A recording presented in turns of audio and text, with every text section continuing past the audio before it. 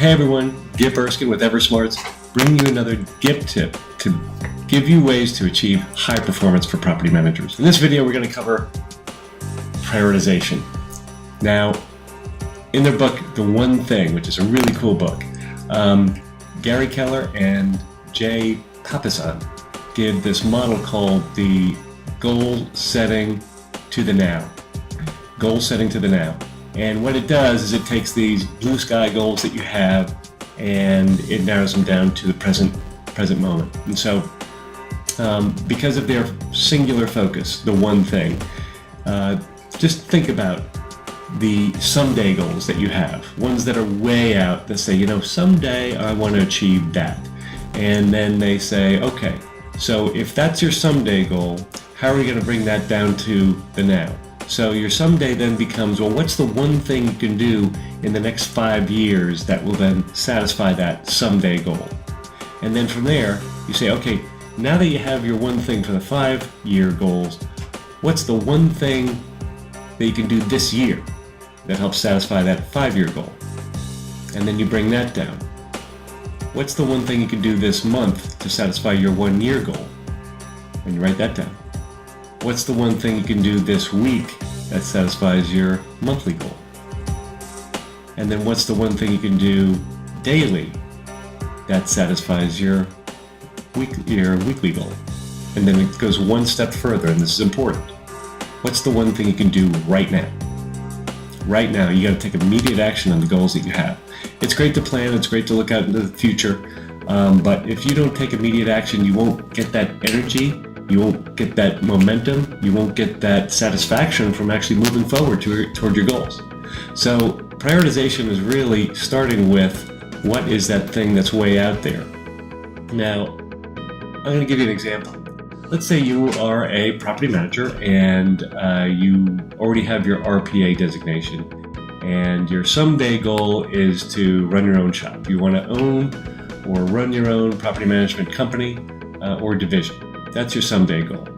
Well, then your 5-year goal might be to manage a portfolio. So you've got enough experience and you oversee multiple teams so that you can be better equipped to run your own place, run your own shop.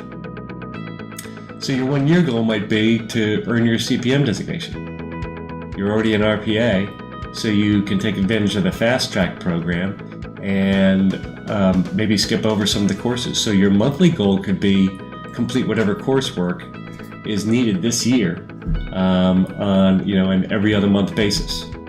Your weekly goal could be to enroll to become a CPM candidate and enroll in IRM. And then your daily goal could be to complete the application.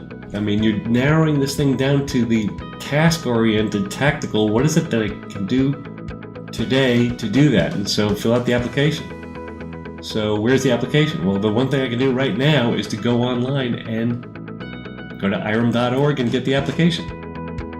And so all of a sudden, that entire funnel from that someday I want to run my own shop to today, I can just go online and start the process. And you can have multiple goals. That's just one for careers. So I urge you to take a look at that, but also take a look at your personal life. Take a look at your relational goals. Take a look at your spiritual goals. Take a look at your financial goals. A lot of them are all interrelated, I get that. But if you can look at those things, and I did a great activity of just writing down the 101 things that you want to be, do, have, and give to this world. Man, that's blue sky, and that's where you'd start. And from that exercise, I actually created, I didn't go 101, I've got about 85 goals until the age of 85. So I've got a long spreadsheet, I'll share it with you guys one day. That's more about goal setting. Back to prioritization. Now, that's great as far as your goals, but what happens when you show up in the office? You're at the building, you're at the property, and all kinds of stuff is happening your way. So what are your priorities for the day as a property manager? Well, the number one priority is life safety. If some condition is going to kill somebody, you've got to address that now. You drop everything to address a life safety need. Think risk avoidance. Anything that might end up hurting somebody should be addressed immediately. So that's number one. Number two, think leasing and marketing. If you can bring in top line revenue and rent, then that is your primary goal, and you need to be thinking value enhancement. So risk avoidance and value enhancement. Number three, the owner requests. The owner's requiring reports, and they have certain demands, and can you get this piece of information for me, and what about this lease term, and what about this particular notice provision, and all the critical dates and all those types of things.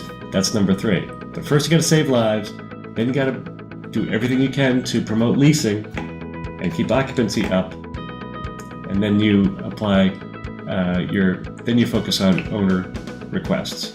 The owner will understand both the number one and number two priorities that came before him. He will.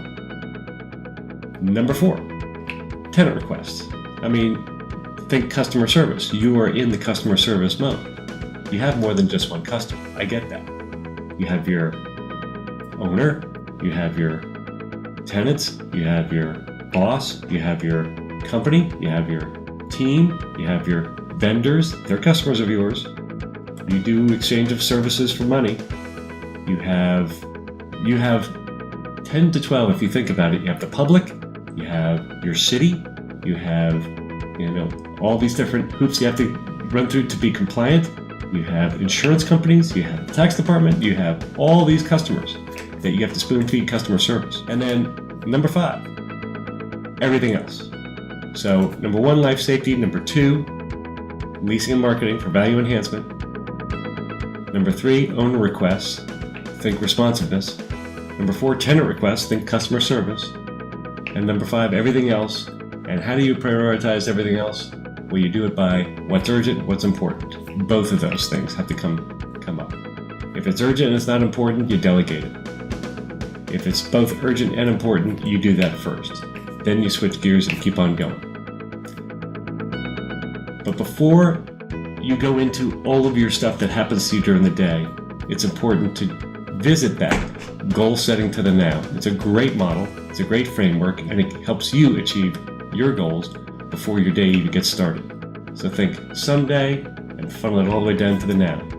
This is Gip Erskine with Eversmarts, wishing you all the success you desire, and we'll talk to you guys next week.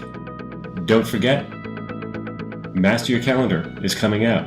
It's opening up January 26th. Put it on your calendar now and join me in the upcoming webcast I'm going to be doing on January 26th and the last week in January, first week in February, because the course is going to start week 1 on February 6th. So I love you guys. Stay with me until the next Gip tip. I'll talk to you guys next week. Gip Erskine signing off. Take care.